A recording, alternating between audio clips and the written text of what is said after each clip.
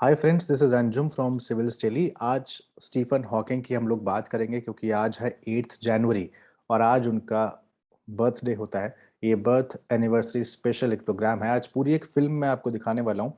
Film as in की Stephen Hawkins की बहुत सारी तस्वीरें हम लोग देखेंगे, उनके बचपन से लेकर और जितना उन्होंने काम किया तब तक की उनकी थ्योरीज को देखने की कोशिश करेंगे, समझने की कोशिश करेंगे कि इवेंट होराइजन क्या होता है, surface area of black hole के बारे में उन्होंने क्या कहा था, हॉकिंग रेडिएशन क्या होता है। उसके बाद ब्रीफ हिस्ट्री ऑफ टाइम के बारे में बात करेंगे और द थ्योरी ऑफ एवरीथिंग, बहुत ही शानदार मूवी वो। और उनके कोट्स जो बार बार हम लोग पढ़ते हैं और अलग अलग जगहों पर देखते हैं। तो इन तमाम चीज़ों के बारे में आज हम लोग बात करने वाले हैं बिकॉज एक एक ऐसा साइंटिस्ट, एक ऐसा आ, आदमी जो कुछ न होते हुए भी यानी कि ज़िंदगी से लड़ते हुए और किस तरीके से आप अपने काम को लेकर बहुत ज़्यादा अ, वो रहते हैं कि मुझे ये करना है तो करके दिखाना है ना? ये जो भाव होता है, ये जो तरीका होता है कि दिव्यांगता या फिर आपकी जिसको पहले विकलांगता बोलते थे, फिर दिव्यांग दिव्यांग शब्द का इस्तेमाल होने लगा, है ना? अगर आप इस तरीके से हैं, किसी तरीके से फिज़िकली चैलेंज्ड हैं, तो वो आड़े नहीं आ सकता है आपके, अगर आपके अंदर जज़्बा है तो।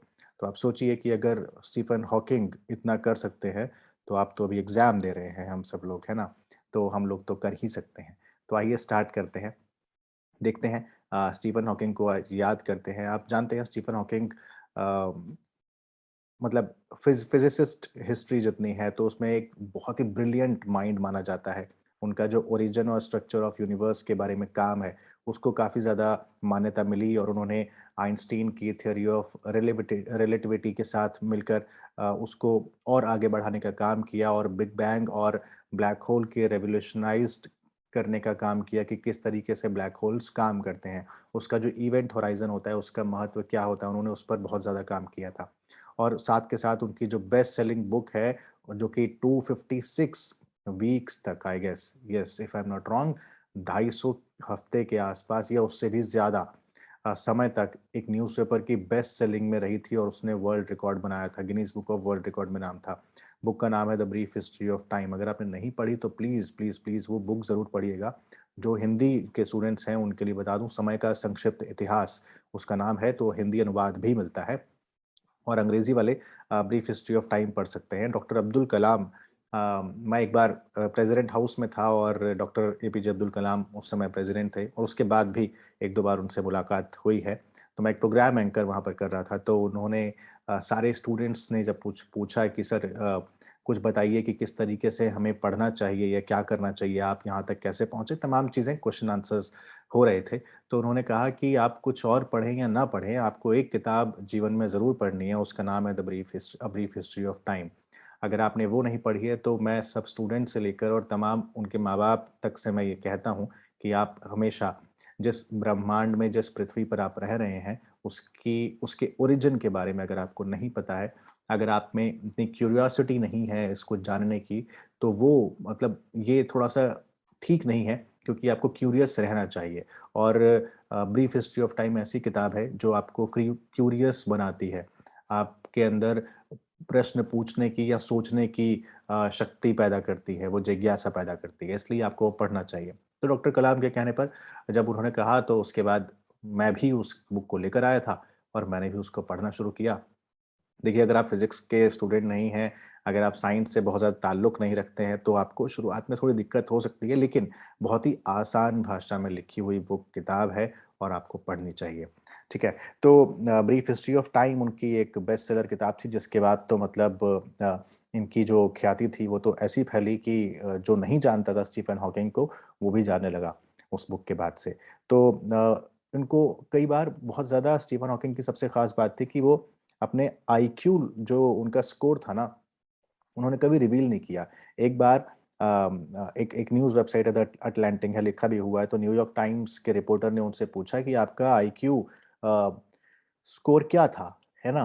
तो वो ब पूछ रहे थे उनसे, तो उन्होंने कहा था कि मुझे नहीं पता और जो आईक्यू की बात करते हैं वो बहुत ज़्यादा मतलब आईक्यू की हमें बात नहीं करनी चाहिए, वो लूज़र्स होते हैं ना, तो आईक्यू की बात हम लोग को करनी नहीं चाहिए।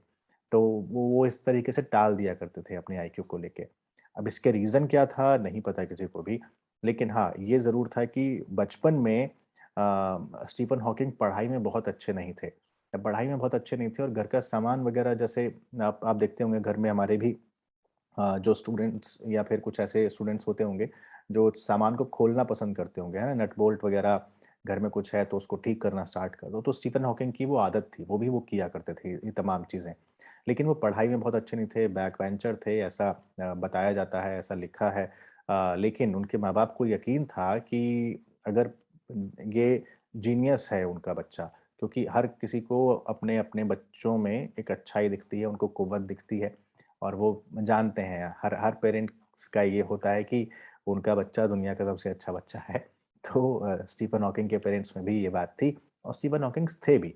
धीरे-धीरे उनकी जिज्ञासाएँ जब बढ़नी शुरू हुई, तो वो कॉलेज तक पहुँचे। यहाँ पर थोड़ा-सा देखिए 8 जनवरी 1942 को पैदा हुए थे, तो आज उनका 80th हम बर्थ एनिवर्सरी एक तरीके से मना रहे हैं और कमाल की बात है कि 8 जनवरी 1942 से ठीक 300 साल पहले गैलीलियो पैदा हुए थे, है ना? जो एस्ट्रोनॉमर थे वो सॉरी उनका डेथ हुआ था गैलीलियो का और उसके 300 साल बाद ठीक 300 साल बाद विलियम हॉकिंग्स पैदा हुए और उन्होंने ऑक्सफोर्ड यूनिवर्सिटी कॉलेज अटेंड किया और वहाँ पे फिज़िक्स पढ़ी और उनके फादर जो थे, वो उनको मेडिसिन पढ़ाना चाहते थे, डॉक्टर बनाना चाहते थे, लेकिन उन्होंने फिज़िक्स पढ़ना ठीक समझा और बाद में रिसर्च करने कैम्ब्रिज गए कॉस्मोलॉजी पर और जहाँ पर उन्होंने पूरे यूनिवर्स को, पूरे ब्रह्मांड को पढ़ा। 1963 में जब वो 21 साल के थे, तब उनको एक बीमारी ने पकड़ा और उस बीमारी का नाम था अ, एएलएस एएलएस कोचिंग वाला एएलएस नहीं, एएलएस एमायोट्रोपिक सॉरी एमायोट्रोपिक लेटरल स्क्लेरोसिस इसका नाम है और इसको हम लुई गेरिग्स डिज़ीज़ भी बोलते हैं। लू गेरिग्स डिज़ीज़ इसलिए कि 31 साल के एक एक शायद 31 साल के एक स्पोर्ट्समैन थे, उनको सबसे पहले बीमारी हुई थी। तो उनके नाम से इस बीमारी को जाना गया कि इस तरीके की बीमारी भी होती है। उससे पहले भी होती होगी। लेकिन उनके नाम से इस बीमारी को पहचाना गया लू गेरिग्स डिज़ीज़ इसको कहा गया या फिर एएलएस डिज़ीज़ इसको कहा गया। एमायोट्रोपिक लेटरल स्क्लेरोसिस इसमें होता ये है कि आपका जो नर्व्स हैं, आपके जो मोटर न्यूरॉन डिज़ी इसको मोटर न्यूरॉन डिज़ीज़ बोलते हैं। आपकी जो नर्वस सिस्टम है, नर्व्स जो हैं वो धीरे-धीरे काम करना बंद कर देती हैं।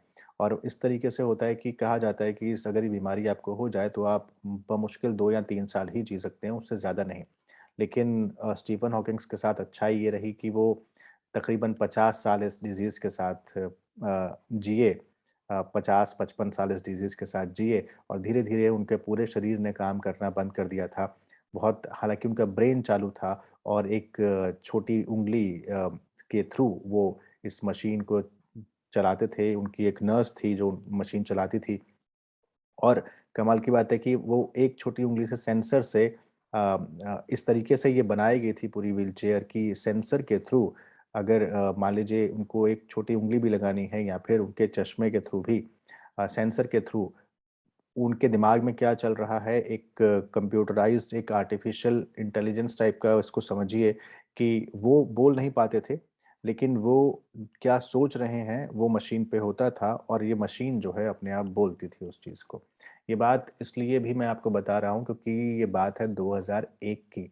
एक जर्नलिस्ट है राजेंद्र धोड़पकर, है ना? तो वो जर्नलिस्ट उन्होंने एक आर्टिकल लिखा था और मैंने वो आर्टिकल पढ़ा था। आपको वो नेट पर मिल जाएगा। उन्होंने कहा कि इंडिया में ये आए थे स्टीफ़न हॉकिंग्स और सिटी फोर्ट ऑडिटोरियम में इनका एक प्रोग्राम था और इनको देखने के लिए इतनी भीड़ जमा थी कि बहुत लंबी-लंबी लाइन लगी हुई थी। केवल ये देखने आए थे कि स्टीफ़न हॉकिंग किस तरीके से बोलते हैं, किस तरीके से काम करते हैं। तो उन्होंने उस आर्टिकल में लिखा कि एक छोटी उँगली के ही उनकी काम कर रही थी और उसके थ्रू वो बोल भी नहीं पा रहे थे लेकिन बोल सकते नहीं थे लेकिन सबको लग रहा था कि वही बोल रहे हैं। लेकिन बोल वो मशीन रही थी और उनके सेंसर्स उनका दिमाग काम कर रहा था, तो वो जो सोच रहे थे, वो वहाँ पर लिखा हुआ आ रहा था और वो मशीन जो है उनके लिखे को पढ़कर सुना रही थी। तो इस तरीके से इतना एडवांस तरीके से ये एक पूरी की पूरी व्हीलचेयर बनी और ये इसके सहारे इन्होंने 50 साल निकाले। तो हॉकिंग ने पीएचडी भी की अपनी और तमाम चीज़ें हुँ। जब जब जब ऐसा नहीं है कि वो शुरू से ऐसे थे, उनकी शादी हुई, उनकी उनकी शादी जेन के साथ हुई और जेन वाइल्ड, अगर आपने एक मूवी है, मैं उस मूवी के बारे में भी आपको बताऊँगा, जेन वाइल्ड के साथ इनकी शादी हुई, बहुत अच्छा जेन वाइल्ड के साथ रिश्ता मतलब उस मूवी में दिखाया गया है। तो जैसे-जैसे डिज़ीज़ आगे बढ़ा तो उन्होंने व्हीलचेयर पे आना शुरू किया और जिसने ये व्हीलचेयर बनाई थी, उसकी जो वाइफ़ थी, वो स्टीफ़न हॉकिंग की नर्स थी, जो कि बाद में जाके बनी उनकी दूसरी बीवी, यानी उनकी दूसरी वाइफ़, उनकी दूसरी पत्नी, है ना? तो ये तो उनकी पहली वाइफ़ और ये दूसरी। तो ये फ़ोटोज़ मैंने उनकी वेबसाइट से लिए हैं, स्टीफ़न हॉकिंग की वेबसाइट है एक। तो स्पीच जनरेटिंग डिवाइस था ये इसमें, जो कि कंस्ट्रक्ट किया गया था कैम्ब्रिज में और जिसमें सॉफ्टवेयर प्रोग्राम चलाया गया था जो इलेक्ट्रॉनिक वॉइस काम करता था, जो कि हॉकिंग को वर्ड सेलेक्ट करने में अपनी मसल्स के थ्रू या गाल उस पर लगाकर वो सेंसर यानी गाल लगाकर या छोटी उँगली लगाकर काम कर सकते थे। तो just before his diagnose Hawking Jane से मिले थे और उन्होंने 1965 में दोनों ने शादी की थी। दोनों से 3 बच्चे थे, बाद में सेपरेट हुए और हॉकिंग की रीमैरिज हुई 95 में और फिर से एक डिवोर्स हुआ। ख़ैर ये हॉकिंग का तब का फ़ोटो है जब उनको डिग्री मिली थी ऑक्सफोर्ड से। कैम्ब्रिज से सॉरी, है ना? Hawking continued at Cambridge after his graduation और वो रिसर्च फेलो बने वहाँ पर और बाद में प्रोफेशनल फेलो बने। बहुत बड़ी उपाधि होती है, प्रोफेशनल फेलो बनना।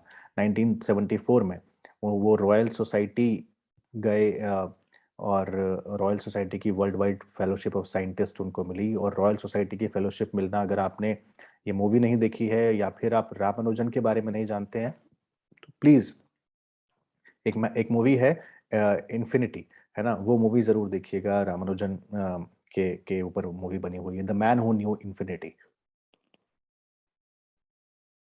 तो 1979 में वो अपॉइंट हुए Lucasian professor of mathematics at Cambridge और वो कैम्ब्रिज ये वो प्रोफेसर का पद था, ये वो चेयर थी जो सर आइज़ैक न्यूटन को मिली थी, वो भी मेंबर थे रॉयल सोसाइटी के और आइज़ैक न्यूटन के बाद इस कुर्सी पर बैठे मैथमेटिक्स की इस प्रोफ़ेसर की चेयर पर बैठे स्टीफ़न हॉकिंग। तो आप समझ सकते हैं उनके पढ़ाई का स्तर, उनके इंटेलिजेंस का स्तर। ये उनकी तब की फ़ोटो और ये जब वो प्रोफ़ेसर तब की फ़ोटो। ये एक बड़ी ही दिलचस्प फ़ोटो है, लगभग 40 साल तक वो व्हीलचेयर से अलग नहीं हुए थे, लेकिन उनको जब ज़ीरो ग्रेविटी महसूस करनी थी, तब वो थोड़ी देर के लिए अपनी चेयर से वो उठे थे और यहाँ पर उन्होंने ज़ीरो ग्रेविटी महसूस की थी। तो आप सोचिए, ये जिजीविषय होती है, ये जीने का एक अंदाज़ होता है और आप क्या करना चाहते हैं अपने प्रोफ़ेशन में, आप कितने ईमानदार होते हैं और आपके अंदर इनक्विजिटिवनेस या फिर आपके अंदर जिज्ञासाएँ, आपके अंदर क्यूरियोसिटी कितनी ज़्यादा होती है और वो आपसे क्या-क्या करवा ले जाती है, इस पर भी बहुत कुछ डिपेंड करता है ना? तो over the course of his career Hawking ने बेसिक लॉ पढ़ना स्टार्ट किया, जो यूनिवर्स को गवर्न करते हैं। उन्होंने कहा कि बिग बैंग से विश्व की शुरुआत हुई थी, ठीक है? बिग बैंग थ्योरी आप जानते हैं जिसमें एक्सप्लेनेशन है कि यूनिवर्स स्टार्ट कैसे हुआ था, है ना?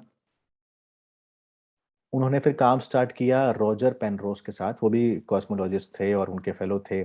तो इन्होंने अल्बर्ट आइंस्टाइन की थ्योरी ऑफ जनरल रिलेटिविटी थी, जो उसने स्पेस के बारे में बताया था कि बिगिन टाइम और स्पेस जो है वो बिगिन होता है यूनिवर्स के बर्थ के साथ और ब्लैक होल के साथ एंड हो जाता है।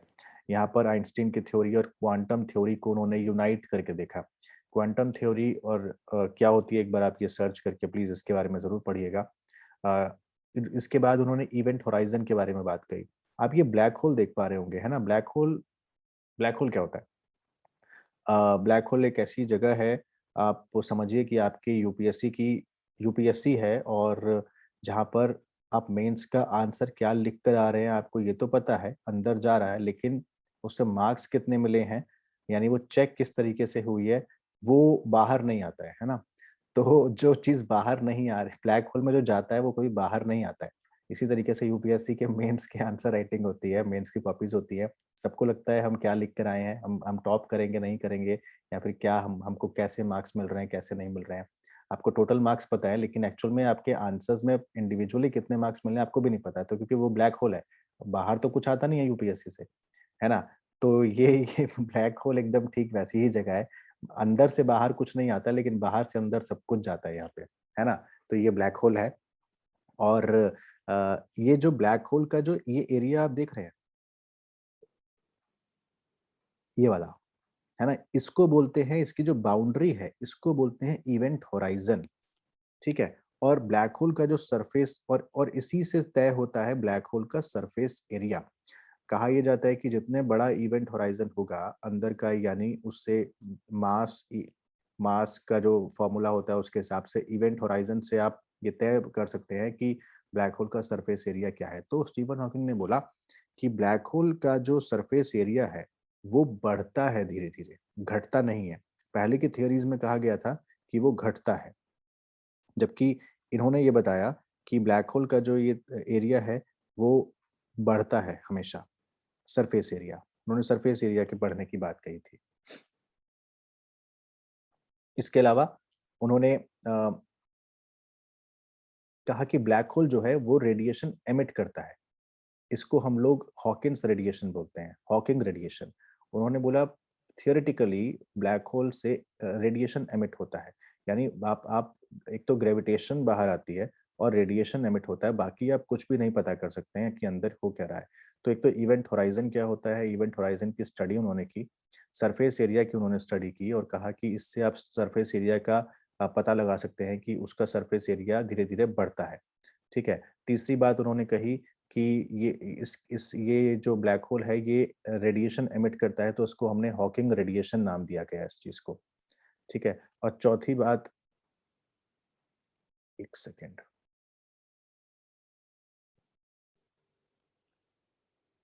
हाँ, और चौथी बात उन्होंने कही कि ब्लैक होल जो है वो पूरी तरीके से ब्लैक नहीं होता है। ब्लैक इसलिए बिकॉज़ जब आप बोल रहे हैं कि वो रेडिएशन एमिट करता है, तो यानी उसमें छोटे-छोटे टाइनी प्रोटॉन्स होते हैं जो क्रिएट होते हैं, है ना?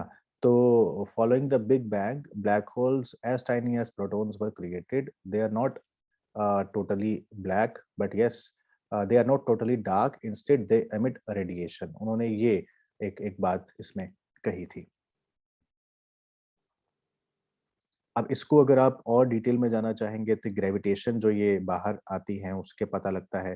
फिर वो आपको फिज़िक्स के जो फ़ॉर्मूलाज़ होते हैं उसमें जाना पड़ेगा और उसमें हमको लगता है कि जाने की हम लोग को ज़रूरत भी नहीं है और वो बेहतर फिज़िसिस्ट ही बता पाएँगे, फिज़िक्स के टीचर्स ही बता पाएँगे, है ना? तो लेकिन उसके थ्रू आपको LIGO याद होगा, है ना? पिछले दिनों LIGO की बात हुई थी 2 साल पहले। तो ये ग्रेविटेशन एमिट होना, ग्रेविटेशन बाहर आना उसी के थ्रू लीगो ने लीगो ऑब्जर्वेटरी जो थी, उसमें हम लोगों ने वो थ्योरी बाहर निकल कर आई थी, ठीक है? लीगो क्या होता है प्लीज़ मुझे कमेंट बॉक्स में बताइएगा। नाउ उनकी ना अब एक बार इसकी बात करते हैं कि वो ये जो बुक है, हॉकिंग ने फिर एक किताब लिखी। He was a very popular writer और उनकी पहली किताब जो थी वही इतनी फेमस हुई, उसका नाम था ब्रीफ हिस्ट्री ऑफ टाइम, मैं इसी के बारे में बात कर रहा था, 1998 में आई थी, इंटरनेशनल बेस्ट सेलर बनी थी, आज तक बेस्ट सेलर है। हॉकिंग ने कहा कि हॉकिंग ने कम्युनिकेट किए क्वेश्चंस को और एकदम प्रश्न और उत्तर वाली लहजे में यानी क्वेश्चन आंसर फॉर्मूले में ही उन्होंने समझाया कि बर्थ और डेथ ऑफ यूनिवर्स के क्या मायने होते हैं एक ले पर्सन जिसको नहीं समझ में आता उसके लिए क्या मायने हो सकते हैं। तो उन्होंने ये बात इसमें अपनी इस किताब में लिखी from the big bang to black holes उन्होंने ये बात कही थी। इसके बाद उन्होंने बहुत सारी और भी नॉन फिक्शन बुक लिखी जो कि बहुत ज़्यादा पॉपुलर हुई जिसमें the universe in a nutshell है, द ग्रैंड डिज़ाइन है, on the shoulders of giant है, a brief history of time तो है ही। इसके अलावा थ्योरी ऑफ एवरीथिंग ये वो बुक उनके जीवन पर आधारित एक एक मूवी है द थ्योरी ऑफ एवरीथिंग और ये बहुत ही ज़बरदस्त, बहुत ही शानदार फ़िल्म है। अगर आपने नहीं देखी है तो प्लीज़ इसको ज़रूर देखिएगा। The theory of everything critically acclaim हुई थी, ऑस्कर्स तक गई थी, इसको आप ज़रूर देखिएगा, है ना? अब बात कर लेते हैं उनके कोटेशंस की, उनकी कोट्स की। तो उन्होंने बहुत सारे कोट्स हम लोग उनके बारे में पढ़ते हैं, सबसे अच्छी बात उन्होंने क्या कही थी, quite people have the loudest mind. ये कोट्स जो हैं आप ऐसे में यूज कर सकते हैं, अपने एथिक्स के पेपर में भी आप यूज कर सकते हैं, है ना। Quite people have the loudest mind, क्योंकि वो एक लेवल के बाद बोलना उनका बंद हो गया था, इसलिए वो हमेशा बोलते थे कि उनकी जो फिजिकल, जिसको आप चैलेंज बोलते हैं, उन्होंने कहा अगर मैं वो नहीं होता तो शायद मैं इतना लाउड काम, इतना बड़ा काम नहीं कर पाता इस ब्रह्मांड को समझने का, यूनिवर्स को समझने का। अगर मैं औरों की तरह ही होता तो शायद मेरा समय भी इसमें ना जाने की बजाय मैं बाकी कामों में उलझा रहता। तो मैं चुप रहा और मैं कुछ और नहीं कर सकता था, इसलिए मेरा सारा समय जो है इसी में गया। तो quite people have the loudest mind. तो जो चुप रहते हैं उनको आप कमतर मत आंकें, उनका दिमाग बहुत तेज होता है, as said by Steven Hawking. We should seek the greatest value of our action, है ना। इसके बाद वो कहते हैं कि the greatest enemy of knowledge is not ignorance. Ignorance आपकी आपके ज्ञान का सबसे बड़ा शत्रु नहीं है, सबसे बड़ा शत्रु है आपको ज्ञान है इसका इल्यूजन होना, ये भ्रम होना। It is the illusion of knowledge which is the greatest enemy of knowledge. आपको एक एक हिंदी में कहावत है ना, अधजल गगरी छलकत जाए। आधा ज्ञान होता है और आप उसको छलकाते रहते हैं, आप बोलते हैं कि मेरे पर मैं ये जानता हूँ, मैं वो जानता हूँ, है ना। तो आपको भ्रम होता है, जबकि आधा गिलास खाली होता है और आधा भरा होता है।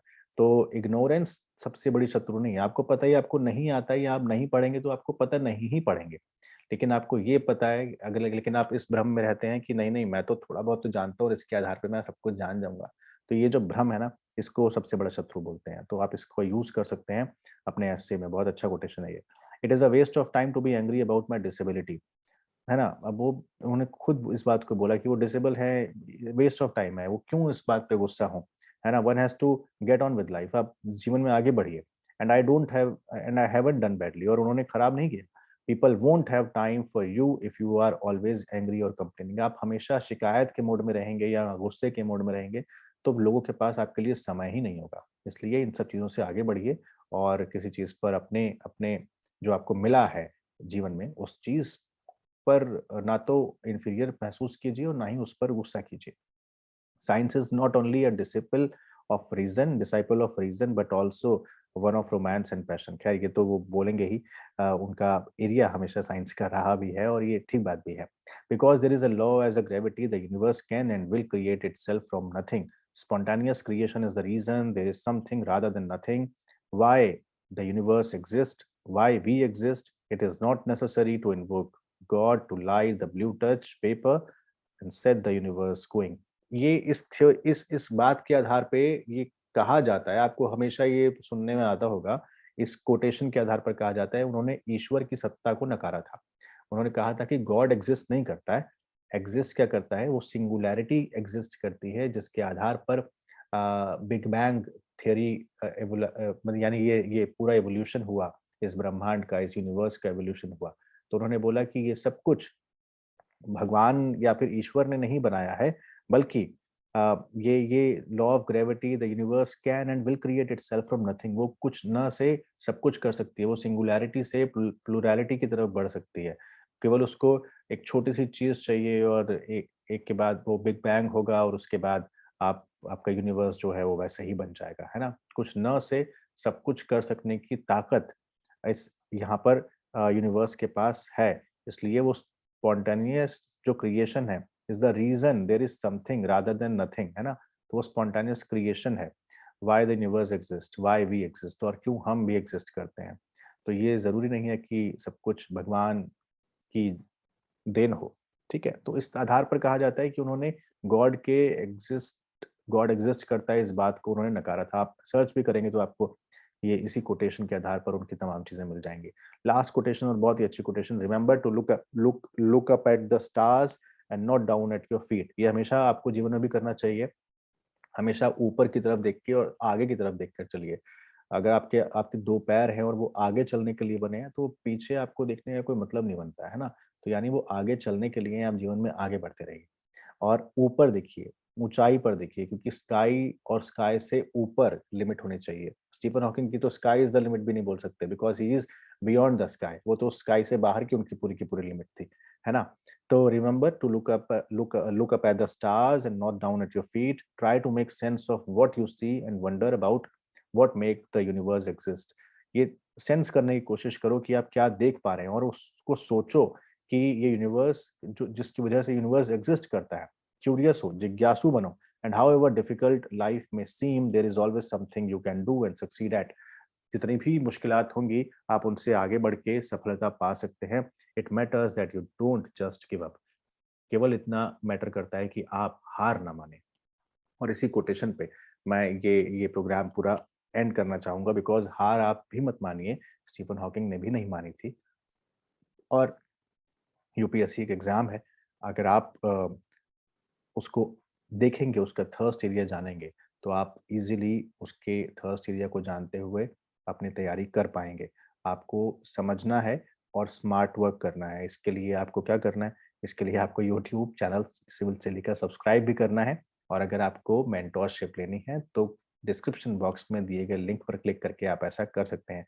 आज हम लोगों ने स्टीफन हॉकिंग के बारे में जाना, ये पर्सनालिटी थे और इनके बारे में जानना बहुत ज़रूरी है। और ब्रीफ हिस्ट्री ऑफ टाइम ज़रूर पढ़िएगा और समय मिले तो ये मूवी भी ज़रूर देखिएगा, द थ्योरी ऑफ एवरीथिंग।